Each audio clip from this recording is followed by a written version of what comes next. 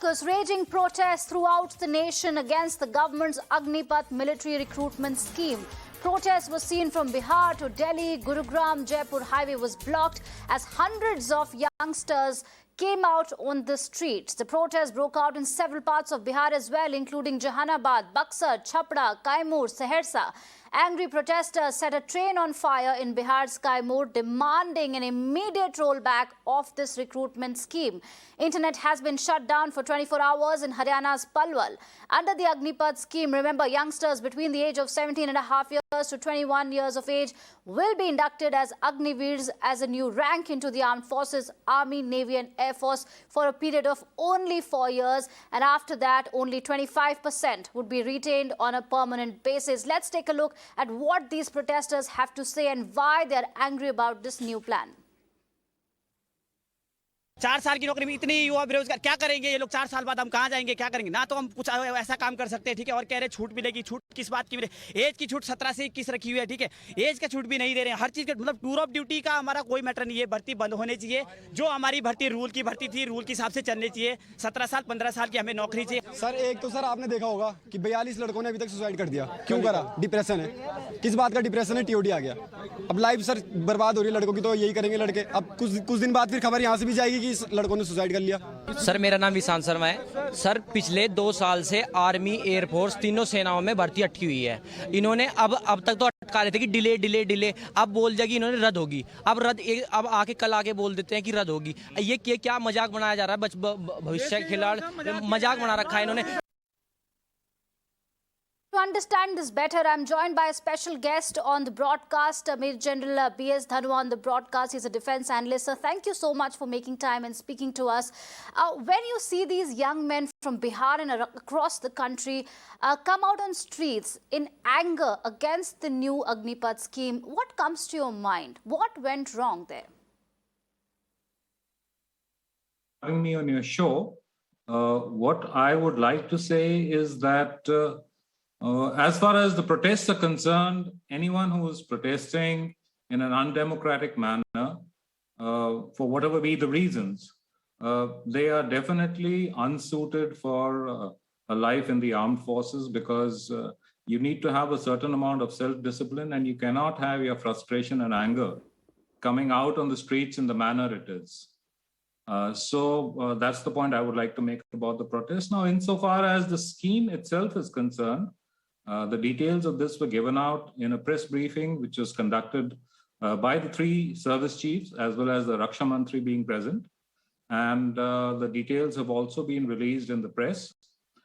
So my information has been based on whatever has been out in the open domain. And I'm sure that this is also available to people who were aspiring to be candidates in the 3 armed forces. Yes, I understand that there is a certain amount of frustration. Can you hear me, please? Yes, I can. All right.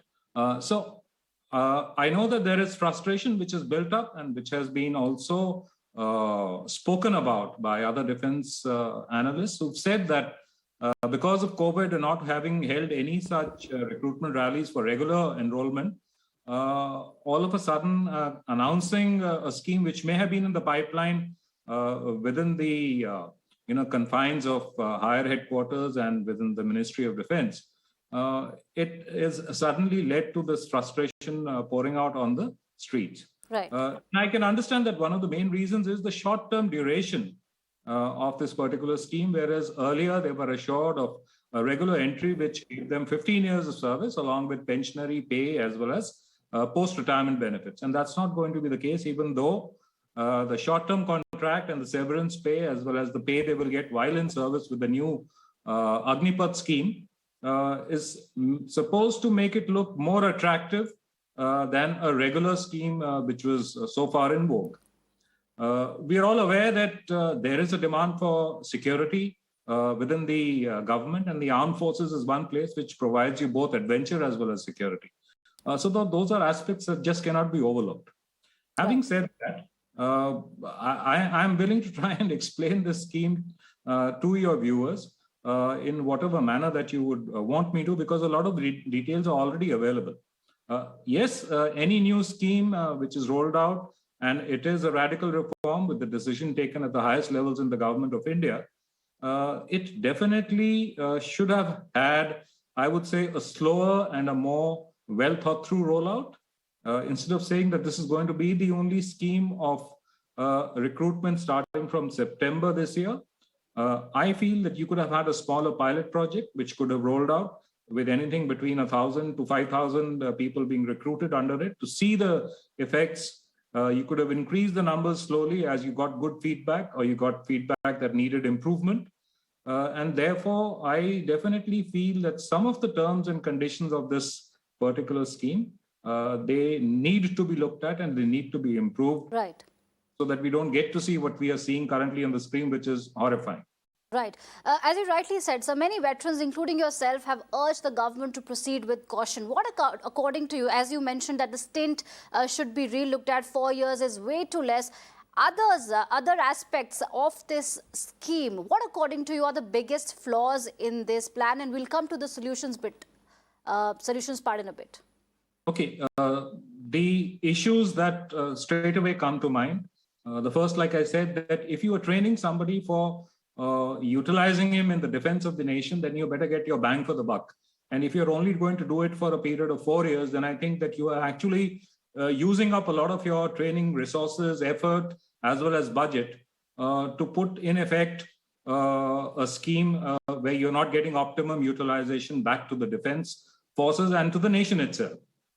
You may say that, okay, it's going to give us greater benefits down the line because we'll have lesser revenue expenditure, etc. But that's exactly not how to look at your entire gamut of, the way that the national interest is guarded by the defense forces and other ministries as well as the government of India.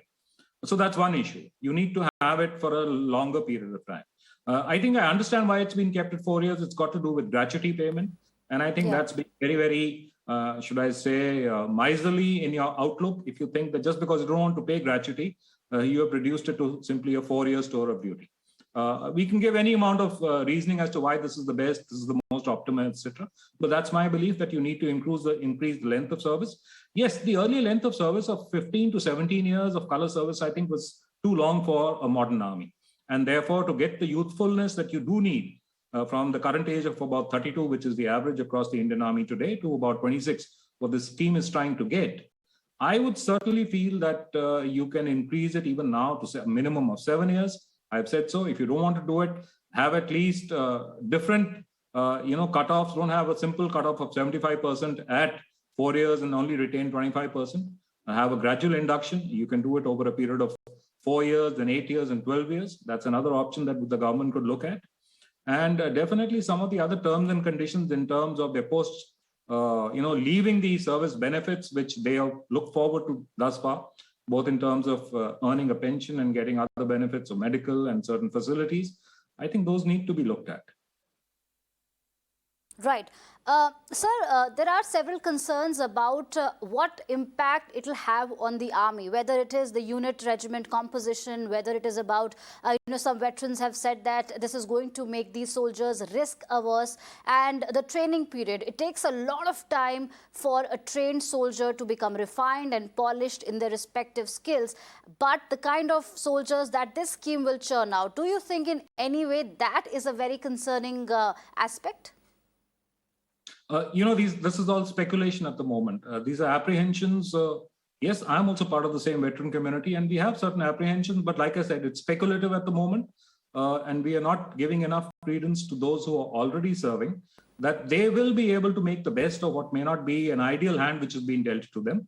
But to say that it will have a large scale effect on the overall preparedness would not be correct. But having said that, yes, definitely, you have to look at motivation levels. You have to look at risk aversion of certain people who may be only looking to say that, let me do my 4 years, let me get my severance package and move out.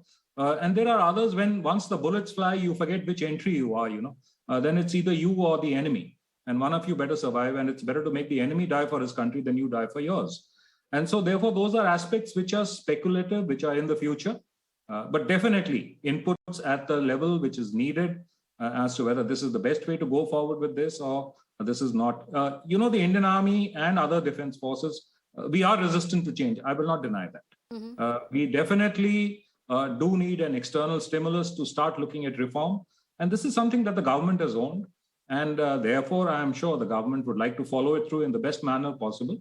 And so you take a look at some of the aspects which we've spoken about and tie these in with the larger set of defense reforms which are definitely needed. You know, the overall size and structure of the Indian Armed Forces, what is the national security strategy that they should be looking at so that they are asked to do the jobs in the way that they are mandated for by the government. At the moment, a lot of these things are either, they're hushed up or they're kept only in the purview of a few people. But I think it is better for larger reforms to be looked at right now. Tie them in with the HR reform, which is a path-breaking step that has been taken. But at the same time, there are concerns, and these concerns need to be addressed.